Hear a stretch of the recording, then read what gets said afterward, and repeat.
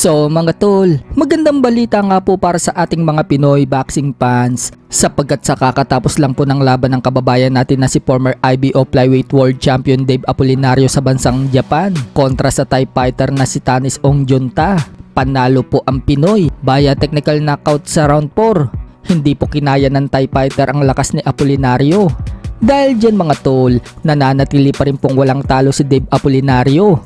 Habang bumagsak naman ng record ni Tanis Ongjunta sa 12 wins and 2 losses. Nice!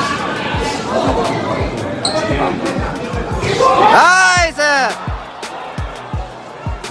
Wala, buwang ano.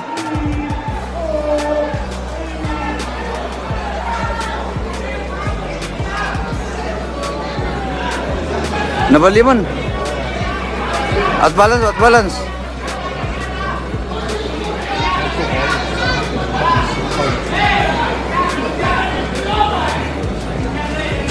Wala, pagsumbag na 4 rounds pa man ni pre.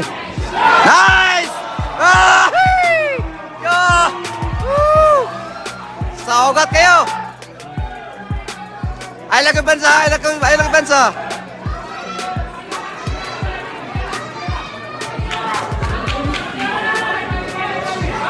Tarawa sugat ha! Dua lang Dave. Okay, yang sugat at sumbag, di mo sayang kita. Nice!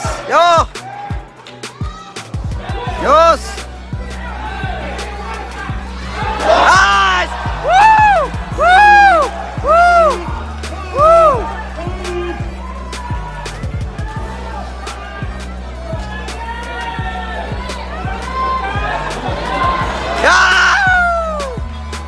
Daog na. Nice. O, si Tatsa kong utol. Dahil tapos na ang laban ni Dave Apolinario, tutungo naman po tayo sa bigating laban na magaganap na sa Sabado sa pagitan ni Jerwin Angkas versus Takuma Inoue na magaganap din sa Tokyo, Japan. Huwag din po nating kalimutan mga tol, nalalaban din sa card na yan si Jonas Sultan.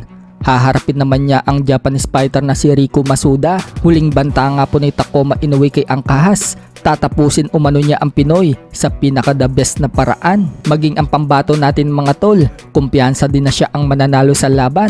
Sana nga daw, maganda ang kondisyon ni Takuma Inoue para kapag nagkaharap na daw sila sa Sabado, maipakita daw nila ang magandang laban. Nagpakita naman po ng suporta kay Angkas ang katman ni Casimero na si Ray Urais. Pinuntahan pa nga niya si Angkas sa hotel na tinutuluyan nito. 101% umano siyang suporta kay Angkas. So asahan natin mga tol na magla-live itong si Ray Urais sa laban ni Angkas sa Sabado. Sa ibang banda naman mga tol, nagbabalik nga po sa training si Michael Pacquiao. Marami po ang nagsasabi mga tol na mas malakas pa daw itong si Michael Pacquiao kaysa sa dalawa niyang kapatid na si Jimwell Pacquiao at Emma Bacosa. Sana daw siya na lang daw ang nagboxing. So mukhang nagpapapawis nga lang po itong si Michael Pacquiao at wala nang balak na umakyat muli sa ibabaw ng ring. Kung matatandaan mga tol, lumaban na nga po si Michael Pacquiao ng isang beses sa amateur at nanalo siya. Pero yun na daw ang una at tuloy niyang laban. Gusto lang naman umano niya ma-experience ang boxing, kaya daw sinubukan niya yon.